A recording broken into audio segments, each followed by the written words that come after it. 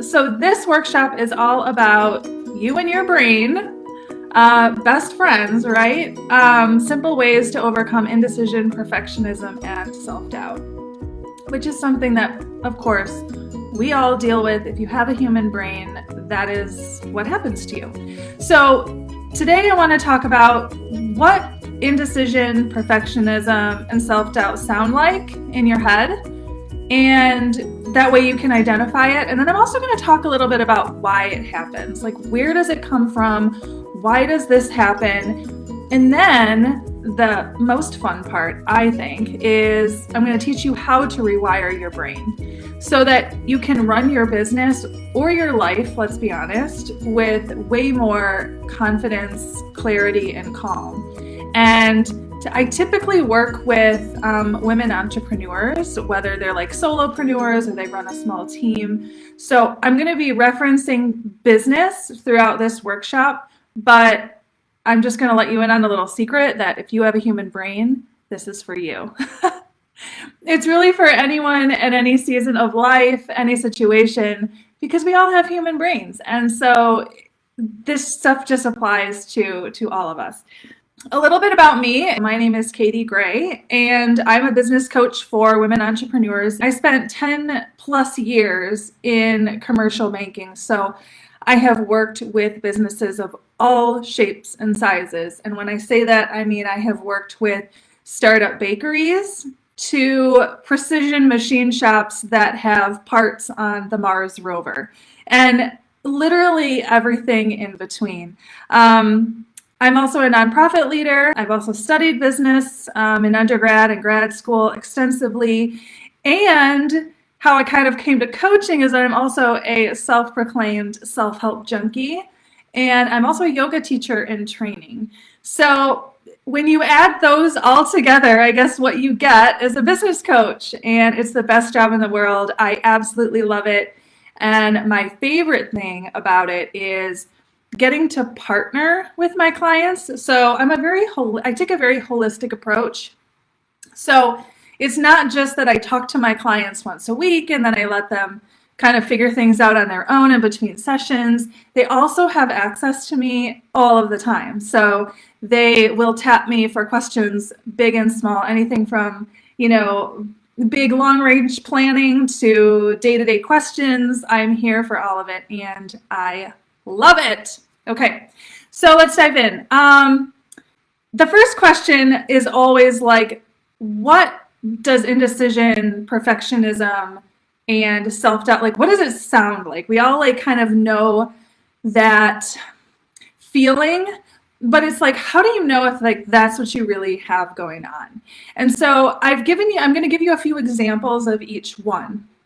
So like, you know how we kind of talk to ourselves, like we have like an inner monologue.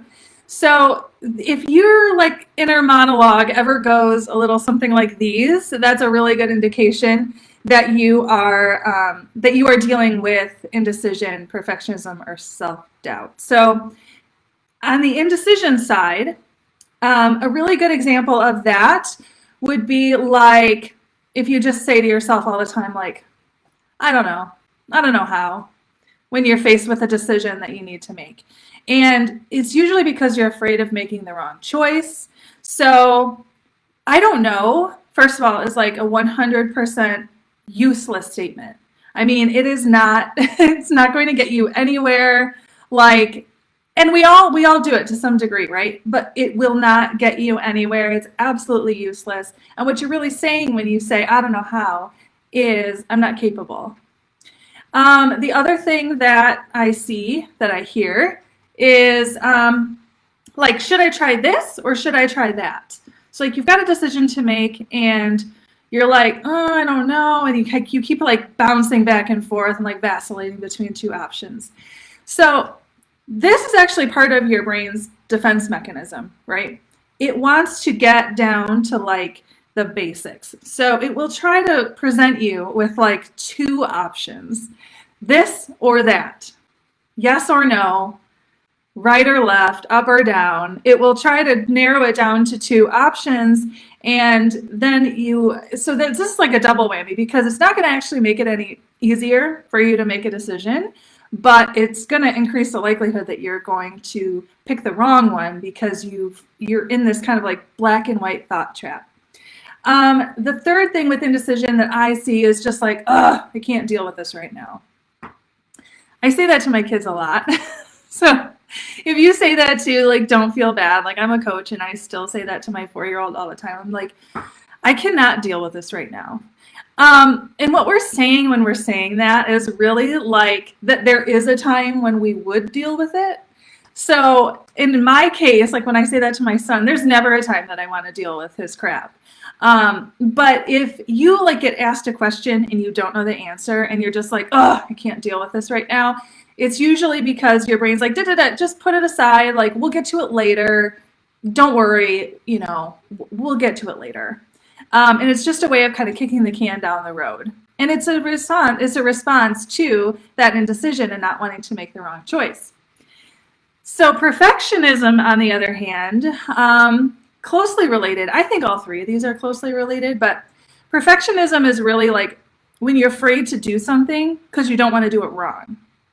So we have like different ways of skirting around this issue, or like this shows up in different ways. But like if you think to yourself, like when you want to do something big, like if you think, oh, I might do it wrong, that is something that would usually cause you to avoid doing the thing altogether. And that obviously will never get you anywhere. It makes you kind of freeze, right? We have like fight, flight, or freeze in response to threats, like things that our brains perceive as threats. And a fear of not getting something right often causes us to freeze.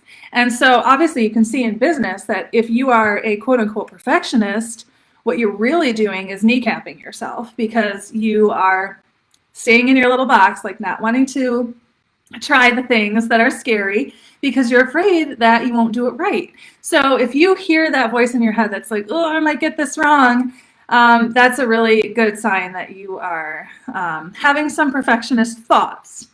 The other thing you might think is like, oh, this probably isn't good enough.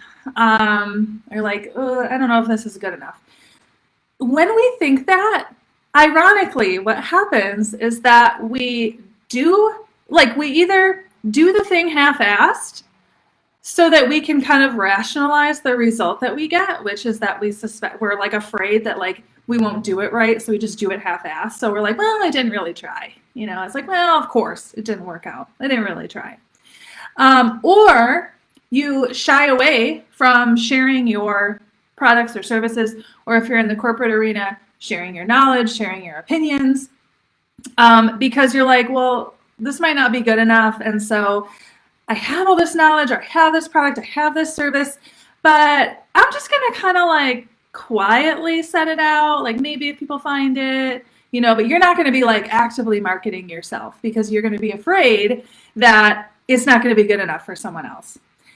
The third thing, and like the most insidious to me, like the third like phrase you might hear in your brain if you are having these perfectionist thoughts is like, what if I'm not good enough? Because a lot of times, like, what we're really saying is, what if I'm not good enough? Like, wrapped up in like all of these other thoughts that we might have as an underlying belief that maybe we're not good enough. And I would say this is like one of the most vague and self-defeating like questions you could possibly ask yourself. Like, there's not going to be any good answer, but even if there was, it's like, good enough for whom? Like, who decides what's good enough? And why are you giving your power to that other person? Or what have you internalized from society, from other people, that makes you think that you're not good enough for this thing that you want to try? And then the third one, of course, is self-doubt.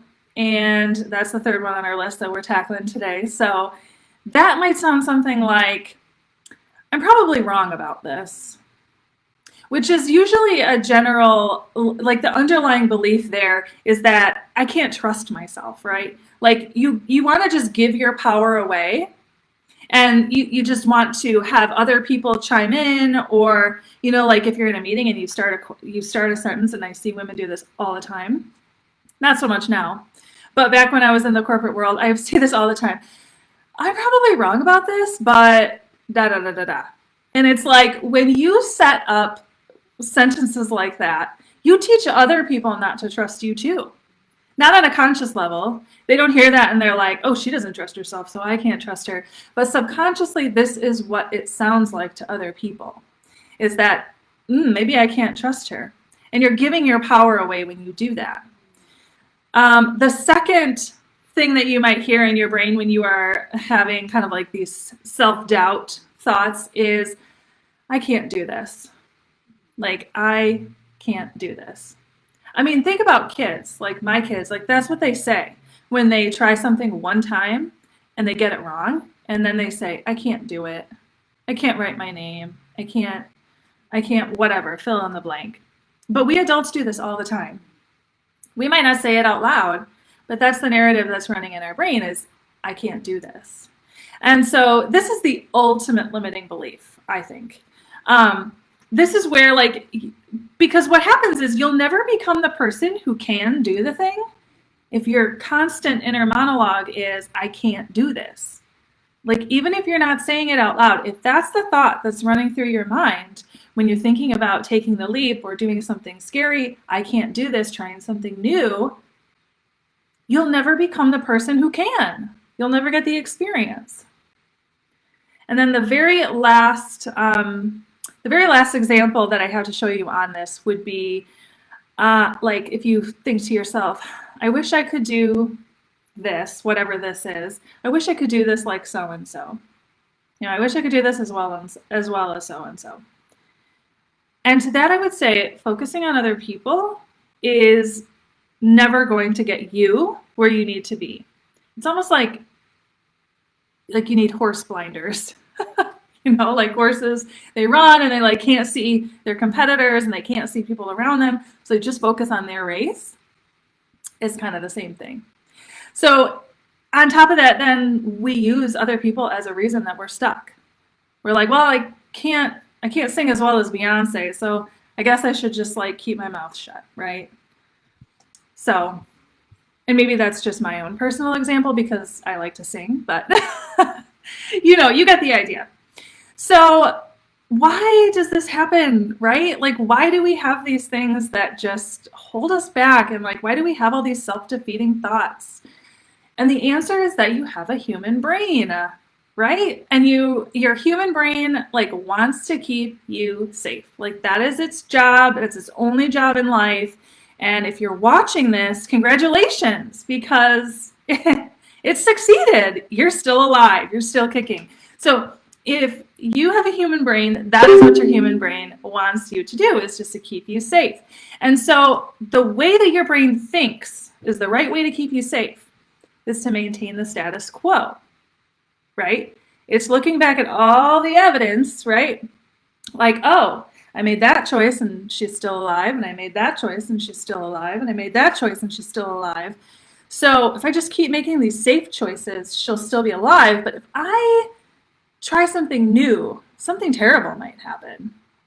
And like consciously, we know that doing something totally out of your comfort zone, launching a new product, promoting your services, starting a business, or if you're me, doing live video, which is absolutely terrifying. Your brain wants to be like put on the brakes, like we don't want to do this. We do not want to do this. This is a bad idea. Knock it off, right? Every time you try something new, your brain is going to see it as a threat, okay?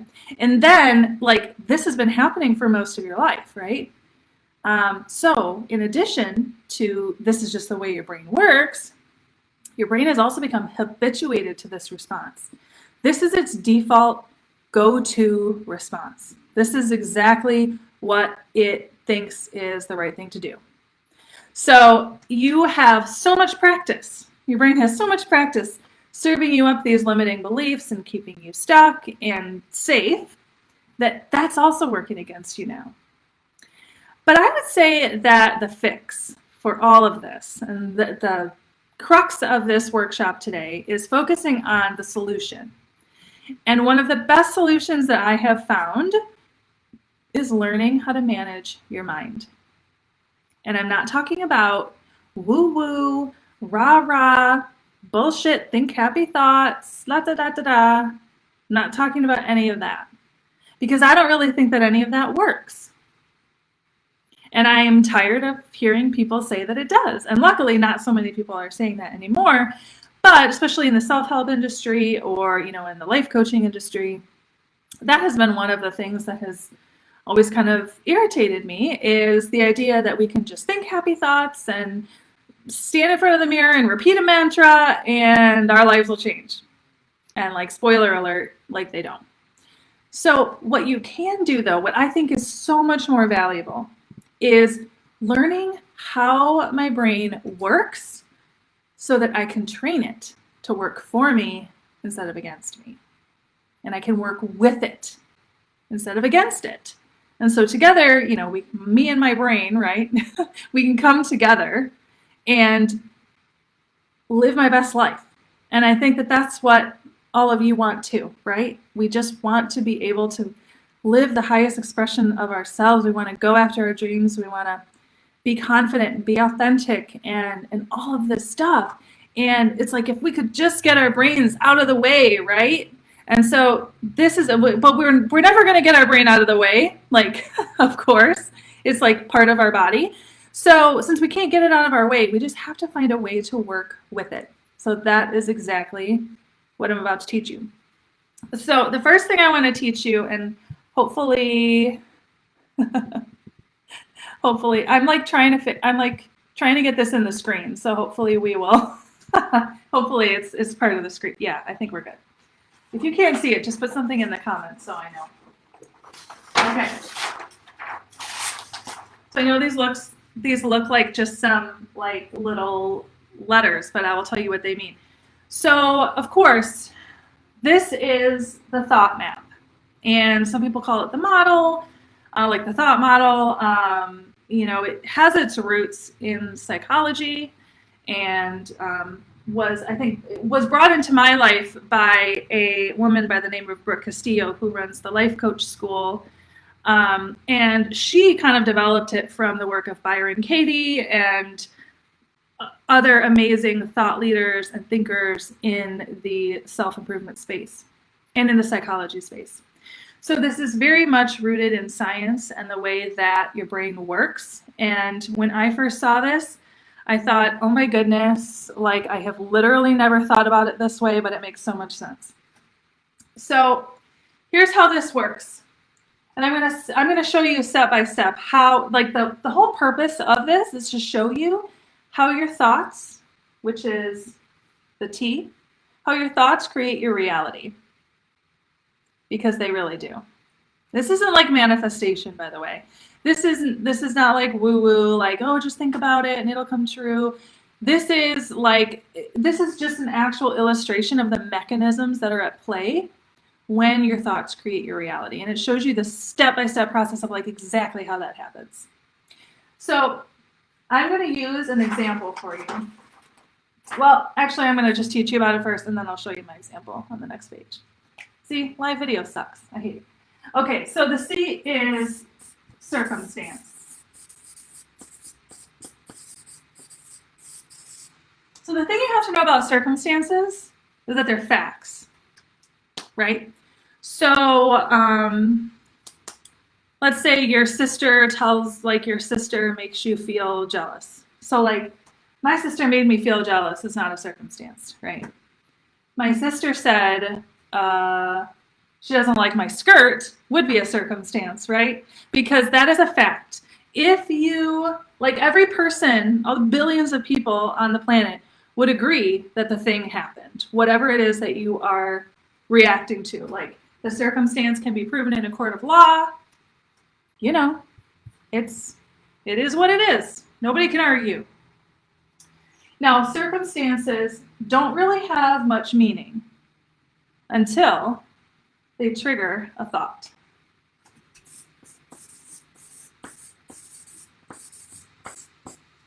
Okay. So circumstances don't really have any meaning until they trigger a thought. And thoughts are sentences in your brain. the things that our inner monologue is talking about, the things that we are thinking about, that is what a thought is. Okay? So our thoughts, once we have so like something happens to us, right? We have a thought about it. The thought triggers a feeling.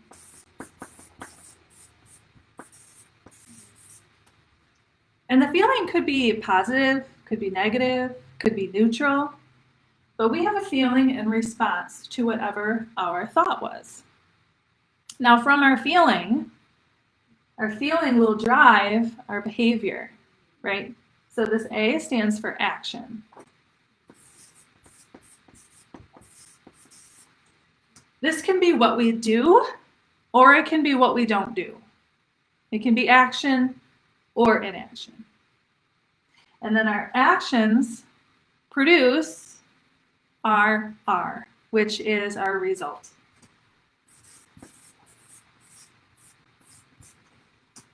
Or sometimes I like to call this our reality, right? Our outcome. Okay. So I'm going to turn this into, now that we kind of understand how this works, I'm going to turn this into a scenario for you, so you can see exactly how this plays out.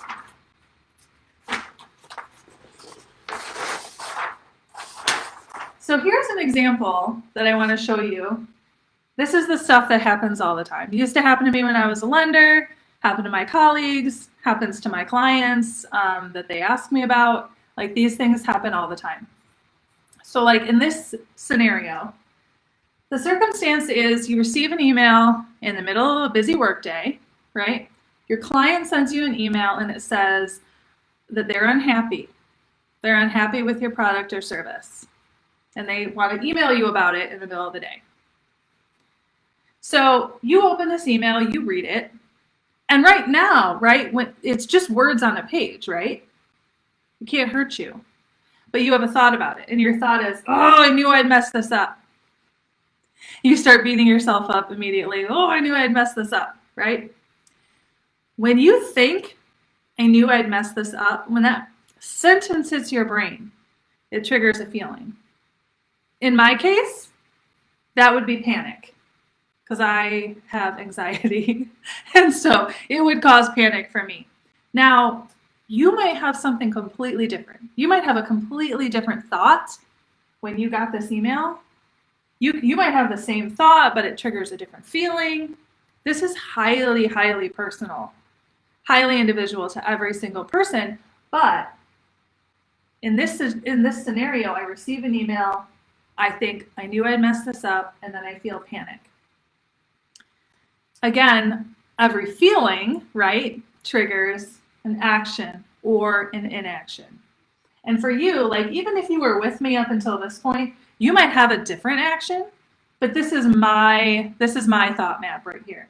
So when I feel panic, I freeze. Like, that's just what I do. And I might also buffer. And if you're not familiar with the term buffering, this is what happens when you don't want to deal with the facts of your life and what's really going on, so you do something else instead. So this is like when you're mad, but you don't want to deal with why you're mad, or you don't want to think about why you're mad, so you eat a bag of chips. That's buffering. Or you are, I don't know, you're anxious about something and you don't want to deal with it, so you just zone out scrolling social media. Just kind of take your mind off of it. That's buffering. That could be like a whole other workshop for sure. As I'm sure you can tell, like, that's like a huge problem. So this is what I would do. I would freeze, I'd buffer, I would do anything to then deal with the situation. But the result of me taking that action is that I don't improve, right? Because I'm not trying again, because that's what I would do, is I would freeze, which means I don't improve because I'm not trying again, and I lose a bit of my self-confidence, right? And so the interesting thing about the thought map that I want to point out before we move on is that usually, if you've been really honest with yourself as you're doing this, and I highly recommend that you do practice this, the way that this works is that your result tends to reinforce whatever thought you had.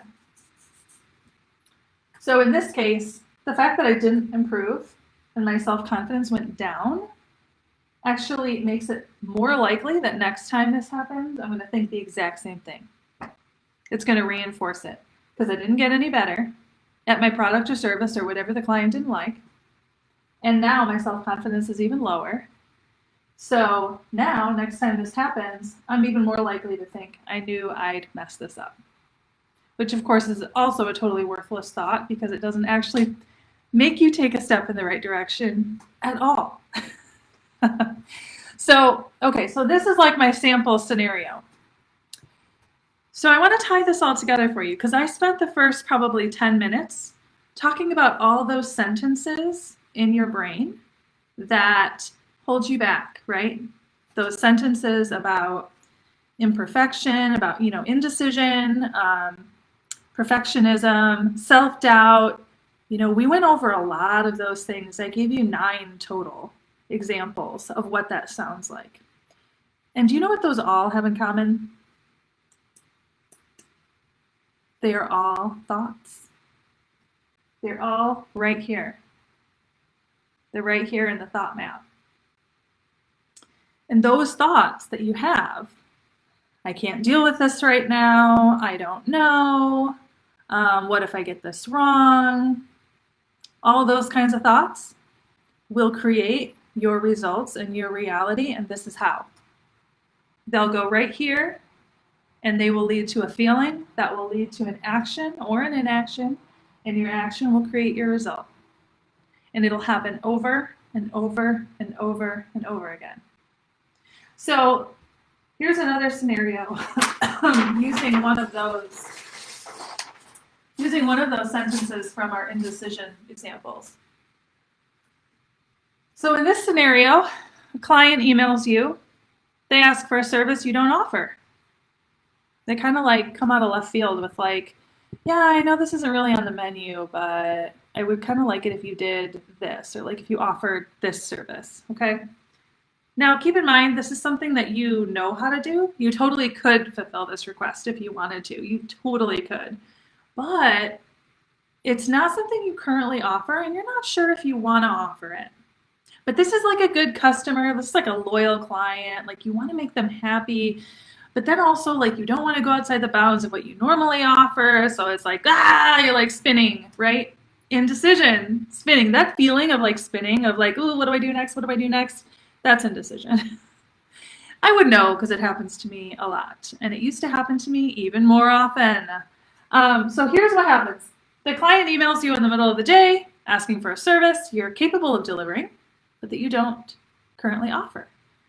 So your thought, like your knee-jerk reaction is like, oh, I can't deal with this because it's the middle of a busy day, right? And this is like a curveball, like coming out of left field, like you don't know how to answer. You don't know how you want to respond. Totally normal. This makes you feel frustrated and confused. Like, I don't know how to respond. Why did they ask me this, right? So you don't email them back right away. You think, I'll get to it a little later, like, because I can't deal with this right now. So I'm going to do this later. Like that's the other side of that coin, right? If you're not going to do it now, it's later. And so you spend the rest of the day spinning, distracted, because you're in your mind, like you're doing whatever it is that you're supposed to be doing, but in your mind is like, what am I going to say? What am I going to say? What am I going to say? Like, what am I going to say to that person? Am I going to say yes, no? What's the right answer? I don't know what to do. At the end of the day, you're like, fuck, I got to respond to this person. So you randomly choose an answer.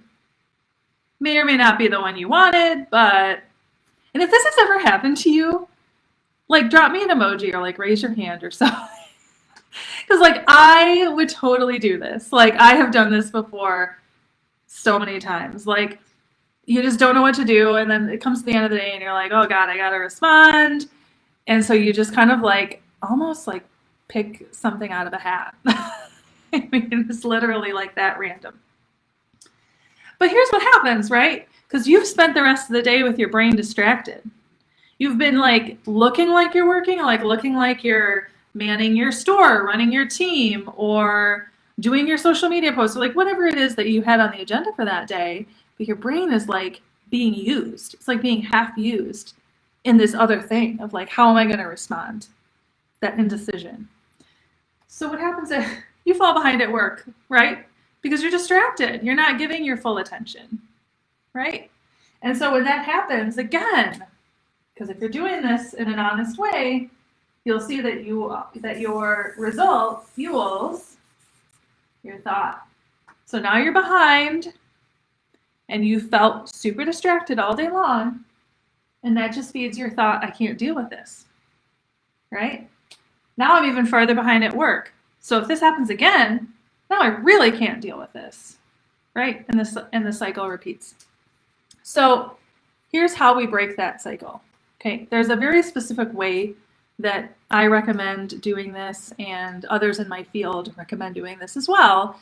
And I think it'll be really, really, really powerful for you. So if we know that our thoughts create our reality, right? And we want to have control of our reality, then we have to take full responsibility for our thoughts. Full responsibility. We have to be the ones driving the boat in terms of our thoughts. Like, what do you want your business to look like? I mean, what do you want your life to look like? What goals or what visions do you have? If you're ready to create your reality by taking ownership of your thoughts, stick with me, because that's exactly what I'm about to show you how to do, right? There is a way to break out of this knee-jerk pattern, and it's a step-by-step process, and it's very simple, and all it takes is some practice. Okay, so let's get started. Oh, by the way, I should probably tell you, I'm a really shitty artist. I draw stick people. Can you see this? I draw stick people. Really shitty artist. Do you see my ladder doesn't even like... This is very structurally unsound. Very structurally unsound. But anyway, enough of me laughing at myself. So the belief ladder, it kind of works like this, okay? It has 3 or 4 rungs on it. I typically use 3, but I'm using 4 just to illustrate this because sometimes 4 is helpful. So when we say the word belief, this is really like thoughts that are repeated. And if you think about that, that totally makes sense, right? Like if you think something one time, it doesn't necessarily like solidify into your brain as a belief, right? It could just be a one-off thought. But when you repeat thoughts over and over and over again, which is exactly what happens when you don't manage your brain, they turn into beliefs. And so this can work for you or against you, right? If it was a positive thought, if your thought is, I'm loved, you say that over and over and over again, you're going to believe I'm loved. If your thought is, I'll never get this right, I'll never get this right, I'll never get this right, every time you mess up, you tell yourself that. Over time, that becomes a belief. And then anytime something happens that makes you question your ability, your brain goes, oh, I know the answer to that one. Me, pick me. Except you don't have to call on your brain because it will just speak out of turn. And it will say, whatever it was I just said, I just totally forgot. Oh, I'll never get this right. Yeah, that was it. So the whole point of the belief ladder, right? Here's you right now. Like if you're dealing with a situation where you're not getting the result you want and you are not having the thought that you want to have, like this is you, like you're down on the ground. And this is where you want to be, right? At the top of the mountain or the building. This looks more like a building. So we're just going to go with the building. So this is how you get from the ground to the top of the building, right? Is the belief ladder. Rung 1 is the unintentional thought. So this is like where you're at right now. So this is like that knee-jerk thought that you have that you don't necessarily want to have. It's just what comes in your head. So that's the I can't deal with this right now from the last page. right? This is the I always get this wrong. This is the I don't know. This is like what your brain automatically defaults to is right here, the unintentional. The next rung of the ladder is neutral. So your goal, and I'm going to show you how to do this, your goal is from this unintentional thought, this knee-jerk thought. You're like, how can I get my brain to like think something that's less shitty when it comes against that situation, whatever that circumstance is. From there, you're like, okay, maybe I can do a little better, right? And I often eliminate this one. I don't find that I need this one a lot, but a positive thought would be here. That's why it's got the letter P there as a positive thought. So you go from an unintentional thought, which is probably pretty negative, to neutral, to positive, and then ultimately your goal is to have an intentional thought, not one that's just like happy for the sake of being happy, but intentional in the fact that when you think that thought, it brings you closer to what you want, brings you closer to your goals, right? Which your goal is not necessarily just to be happy. Maybe it's to increase sales, right? Maybe it's to give better customer service. It could be a whole lot of different things. So, like I said, there's a specific way to do this because your brain is smart, right? I mean, your brain is you, so if you're smart, your brain is smart, right? It will call BS if you try to go from here to like here without stepping on the rungs of the ladder.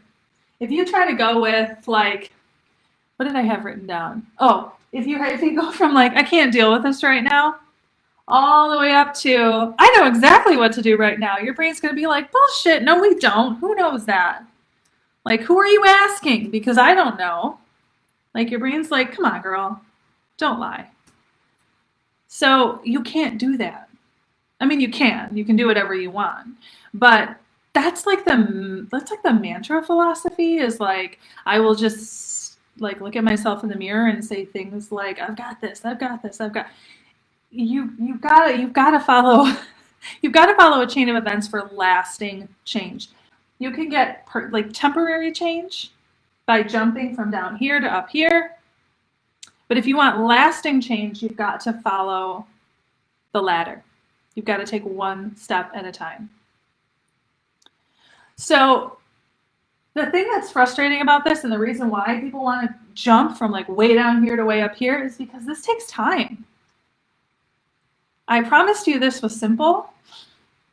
Simple and easy don't always mean the same thing, right? They're not synonyms.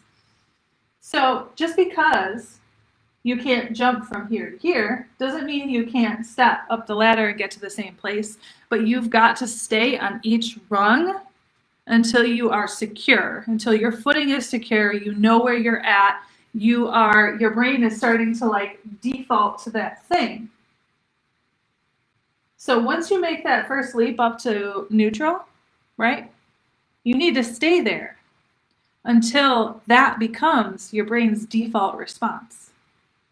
Once the neutral thought takes hold and becomes a belief, then you can move up to positive.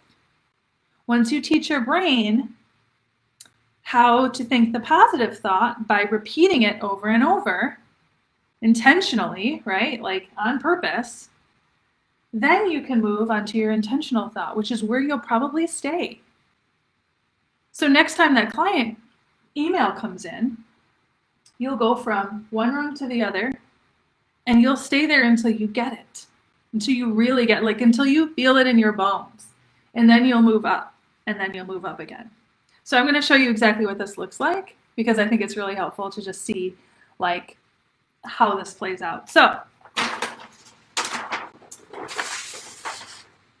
this is the neutral version of the indecision thought map, okay?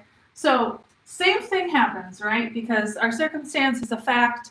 We can't change it, at least not easily. We can't change it, okay? So the client asks for a service you don't offer. Just like the last one. It's the same exact circumstance. Same message. But instead of saying, I can't deal with this right now, you start practicing replacing that with, Oh, by the way, this is like my favorite thought ever. I got this one from a woman by the name of Lindsay Dotzloff. She is a life coach for life coaches, like she trains life coaches. And I got this from her, and it was like, when I heard it, I was like, oh my goodness. Yes, please. Nothing has gone wrong. This is like a warm blanket for my brain. I was like, yes, this is perfect. I love this. This is like my go-to neutral thought.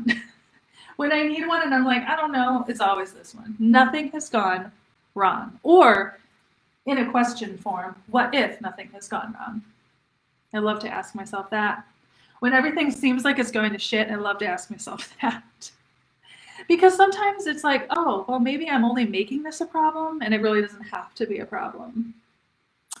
So nothing has gone wrong is my neutral thought, right? Now and again, this is my thought map. Yours might look a little different.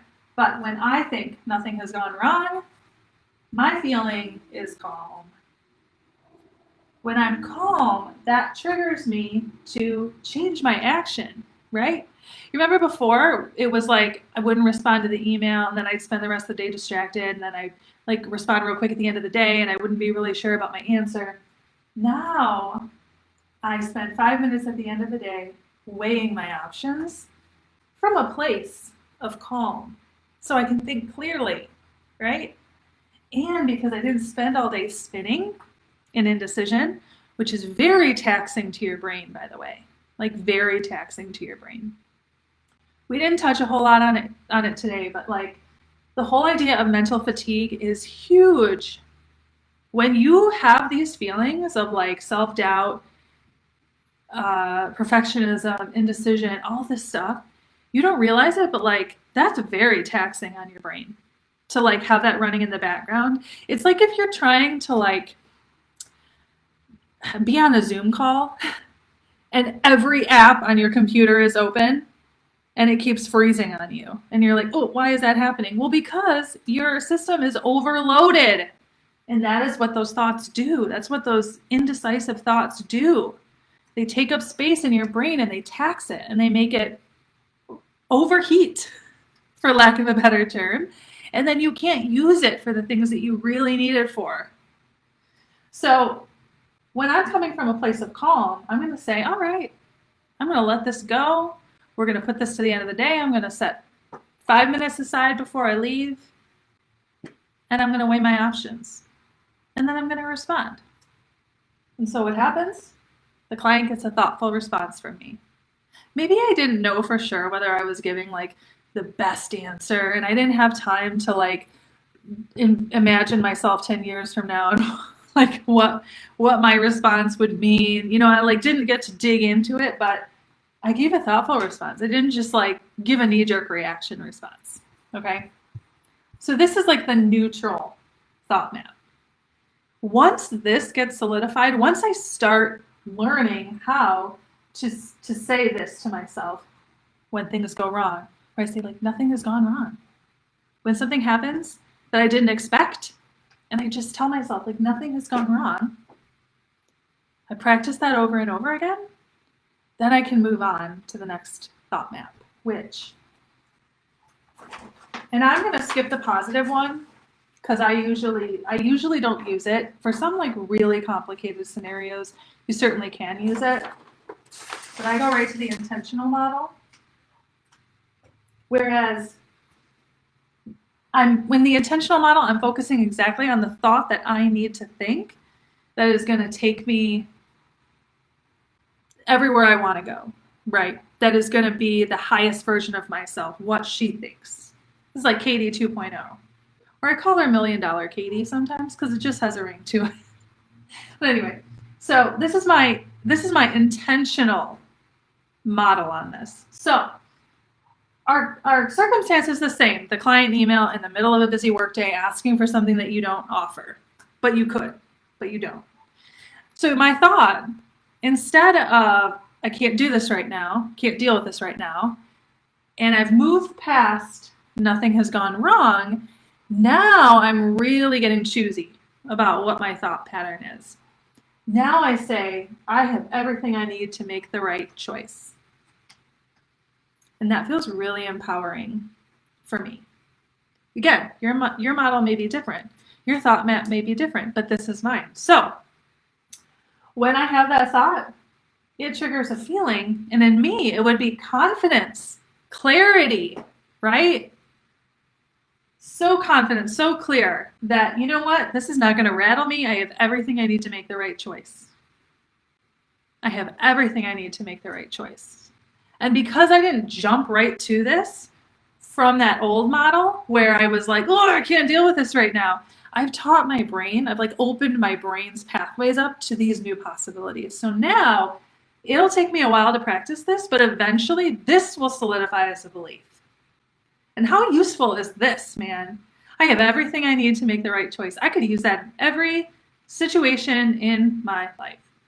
So when I think this thought and I feel confident and clear, I take even better action, right? I take 5 minutes, but instead of just weighing my options, I actually use the yes-why system, which I will explain to you because this is something that I give to my clients. But the yes-why system, and by the way, like this is like a little nugget of gold here. Anytime you're trying to choose between two options, so like if a client asks you a question and you're like yes or no, or should I do this or should I do that, it's always helpful to make a list of the reasons why you would say yes, why you would choose option A, and why you would choose option B. And this is kind of like an updated spin on the old pro-con list that we all remember, right?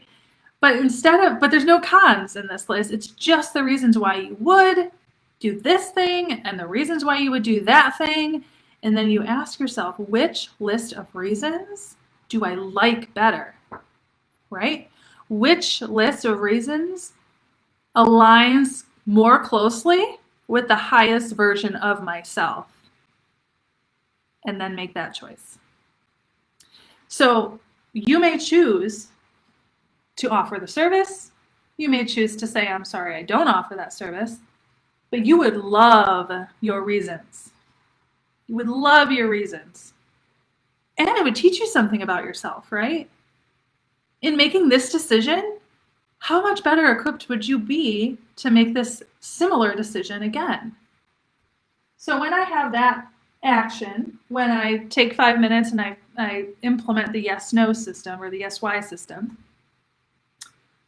my result is that I reply promptly with an aligned decision that I feel great about. And that great energy is most likely going to come through on that email. That confidence, that clarity that I feel is going to come through. And it's going to solidify, no matter what I say, no matter whether I say yes or no to the client, my energy is going to be full of confidence and clarity. And that is going to make the client even more comfortable with me and be able to trust me even more and probably become an even more loyal client. You can use the thought map and the belief ladder to change literally any thought pattern in any area of your life, right? I use this in my business, like in my own personal business, and I also use it with my clients. I teach this to them and I teach them how to troubleshoot and tailor it to their situations. It doesn't always come up on the first call. Sometimes it's not till later, but at some point they learn it because it's that valuable. When you apply this to your business, and this is like the really exciting thing, when you apply this to your business, you are more efficient, right? Because you're choosing presence and intentionality over perfection, right? Which we know isn't real anyway, like perfection isn't real, but we like to pretend it is. It also helps you boost your revenue, you guys, right? You won't doubt your talent or your prices, right? You'll be unapologetic. You'll be so full of certainty, you can deliver that with no problem. And you'll also get to enjoy some faster growth.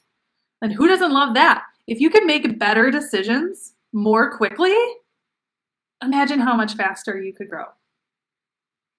And I know, especially as a business coach. And I mean, I kind of saw this before, like when I was in commercial banking, because I would work with so many entrepreneurs and handle so many client files and all of that. That a lot of times entrepreneurship can get lonely and you're wearing all the hats, right? Especially if you're a one-woman show or if you're running a really small team. You have to make all these decisions on your own. And it's so completely overwhelming. So my goal with this workshop was really to give you simple ways to implement the concepts into your business, right?